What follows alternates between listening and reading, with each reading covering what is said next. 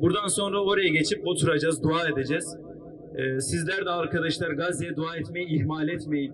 Uyurken lütfen ellerinizi önce semaya açıp Gazze'ye dua edin. Kardeşlerim, aylardır İslam coğrafyasında yaşadığımız büyük acıları dikkate aldığımızda bu ayeti okuyan her mümin sanki bugün nazil olmuş gibi güçlü bir inanca sahip olmalıdır. Ayet günümüze adeta şöyle sesleniyor: Ey insanlar, ne oluyor size ki günlerdir insanlık tarihinin en vahşi katliamını seyrediyorsunuz? Ne oluyor size ki her yaşta ve her durumdaki insanın alçakça katledişine yeterince ses çıkarmıyorsunuz? Ey Müslümanlar, size ne oluyor ki daracık bir sahil şehrinde abluk altına alınmış bir halkın topyekün soykırıma uğramasına seyirci kalıyorsunuz? Ne oluyor size ki her gün her dakika insanlığın ortak vicdanına olan güvenin yitirilişine adeta kulaklarınızı tıkıyorsunuz? Ey insanlar, çocuklar, bebekler ölüyor. Mabetlerdeki dua ve ibadetler bombalanıyor. Çocukların masumiyeti hedef alınıyor. Sizler neredesiniz? Hastanelerdeki şifa katlediliyor. Barınaklardaki iltica enkaza çevriliyor. Size ne oluyor da bütün bunlara kulak tıkıyorsunuz? Kardeşlerim, aylardır Gazze'de devam eden bu vahşet ve saldırı artık dayanılmaz bir hal aldı. Bir zamanlar arkasında Firavun'un orduları varken Mısır'dan çıkıp Sina çölüne sığınanlar bugün Firavun'un işgal ordusuna dönüşüp ocaklarını söndürdükleri Gazze'li mazlum ve müstezafları yine aynı yere, yani Sina çölüne sürmenin planlarını yapıyor. Gazze'li mazlum ve müstezafları yine aynı yere sürgün ediyor. Açlığa, susuzluğa mahkum etmenin, ilaçtan, ışıktan, gıdadan mahrum bırakmanın hesabını yapıyor. Şimdilerde refah sınır kapısına sıkıştırılmış mazlum çocuklar, mahzun kadınlar, mağdur yaşlılar bir kez daha toplu bir katliamla karşı karşıya.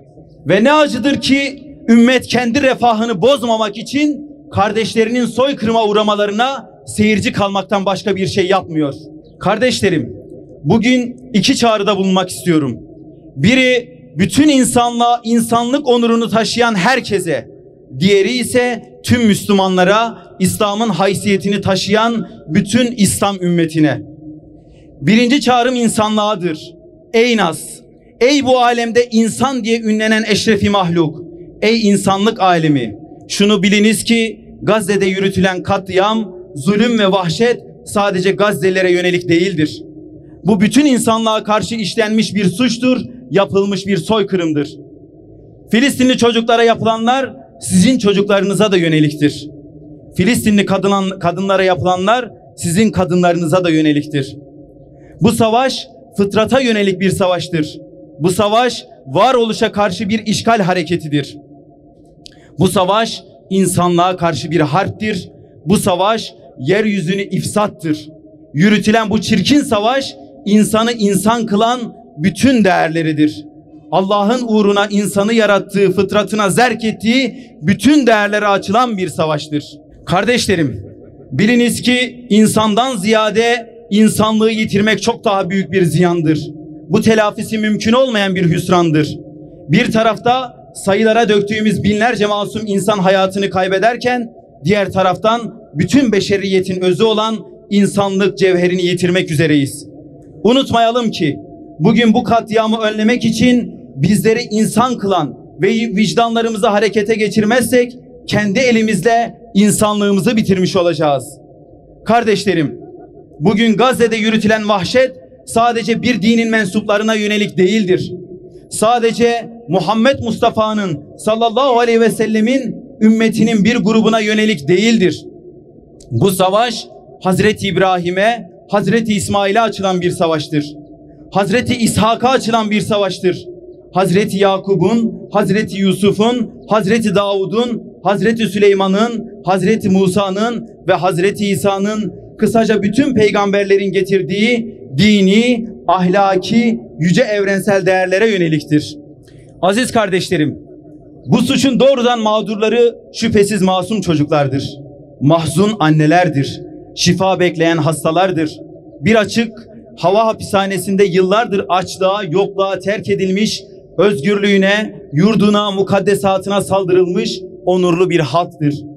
Ancak bu cinayetin muhatapları bütün dünya milletleridir. İnsanlık onuruna sahip olan herkestir. Bütün dünyanın bu yaşananlarda ahlaki sorumluluğu vardır. Gazze'de olup bitenlere karşı çıkmak için Müslüman olmak gerekmez, insan olmak yeterlidir. Bugün izzet sahibi olmak isteyen, vicdanlı ve aziz olmayı murad eden her fert Gazze'lerin çığlığına koşmak zorundadır. İmdadına yetişmek mecburiyetindedir. Kardeşlerim, ikinci çağrım İslam ümmetinedir. Ey alemi İslam, neredesiniz? Hani İslam dünyası nerede? Ey insanlık için çıkarılmış en hayırlı ümmet. En hayırlı ümmet olduğunuzu bugün değil de ne zaman göstereceksiniz? 2,5 milyonluk Gazze kendi kanında boğulurken 2,5 milyarlık İslam alemi suskun kalmaya devam mı edecek? Ey bütün insanlığa şahit kılınan ümmet! Şahitliğimizin gereğini bugün değil de ne zaman yerine getireceğiz? Ey İslam ümmeti! Gazze'de olup bitenler karşısında bugün harekete geçmezsek şahitlik vasfımızın da hayırlı ümmet oluşumuzun da vallahi artık bir anlamı kalmayacaktır. Ey şahit ümmet! Şühede lillah olan ümmet! Biz zulme ve mazluma şahit olmak için gönderilmedik. Bütün insanlığa hakkın, adaletin şahidi olarak gönderildik. Ey ümmeti şahide! Biz Ashab-ı Uhdud kıssasında zikredilen ateş dolu çukurlarda diri diri yakılan müminleri seyretmeye gelmedik. Biz hakkı ve adaleti ayakta tutmak için gönderildik. Ey İslam ümmeti! Unutmamak gerekir ki ümmetin her ferdinin Allah'a karşı başkasına asla yüklemeyeceği bir sorumluluğu vardır. Bilesiniz ki bütün kınama ve sorumluluğu başkalarına yüklemek bizi kurtarmaz. Zamanımızı ihanetlere sızlanarak, hainlere lanet okuyarak geçirmek bize yakışmaz. Ey Müslümanlar! Hakkı gören gözlerimizi yeniden bulalım. İlahi çağrıyı işiten kulaklarımızı yeniden hissedelim. Rabbimize söz verdiğimiz şehadet getiren o dinimizi yeniden bulalım. Resulün eli üzere biat eden o ellerimizi yeniden bulalım inşallah. Adalet üzere bileyen kılıcımızı bulalım. Kardeşlik hukukumuzu bulalım. Mazlumun yanında durmakla, zalime mukavemet etmekle edindiğimiz o kayıp izzeti yeniden bulma zamanıdır. Ey aziz ümmet! Vakit ümmeti olmakla iftihar ettiğimiz Allah Resulü'nün bizi kardeş kılan o muhteşem cümlelerini hatırlama zamanıdır. Müslüman, Müslümanın kardeşidir.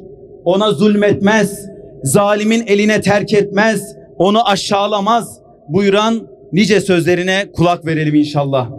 Sözlerimi bitirirken vahyin bize talim ettiği şu dua ile Rabbimize iltica ediyorum. Ey Rabbimiz! Üzerimize sabır yağdır. Ayaklarımızı sağlam bastır. Ve şu kafir kavme karşı bize yardım et. Amin. Ey kitabı indiren, hesabı çabuk gören, orduları bozguna uğratan Allah'ım, düşmanları hezimete uğrat ve onları sars ya Rabbi. Amin. Bizleri yoktan var eden, hayat ve nimetler ikram eden, iman ile şereflendiren, sonsuz şefkat ve merhamet sahibi Yüce Rabbimiz, hamdü senalarımızı, dualarımızı yüce katına arz ediyoruz, kabul eyle. Yaratılmışların en şereflisi, beşerin efendisi, hakikatin muallimi, sevgili peygamberimiz Hazreti Muhammed Mustafa sallallahu aleyhi ve sellem Efendimiz'e salat ve selam ediyoruz, haberdar eyle. Bizlere hakkı hak olarak anlayabilmeyi ve hakkın yanında yer alabilmeyi, batılı batıl olarak görüp kaçınabilmeyi nasip eyle ya Rabbi. Çevresiyle birlikte mübarek kıldığın, peygamberlerine yurt eylediğin Kudüs, Mescid-i Aksa ve Filistin mücadelesi için huzuruna gelen, duaya duran kullarının niyazlarını kabul eyle. Mukaddesatımız ve harem-i ismetimiz için yapılan şanlı mücadelede mümin kullarına yardım eyle. Duruşlarımızı kavi, sözlerimizi kati, kıyamımızı bizlere şefi eyle. Ya Rabbi, canları ve kanlarıyla aksamızı koruyan, İslam ümmeti adına ribattan ayrılmayan mücahit kullarına nusretini ve lütfunu ikram eyle.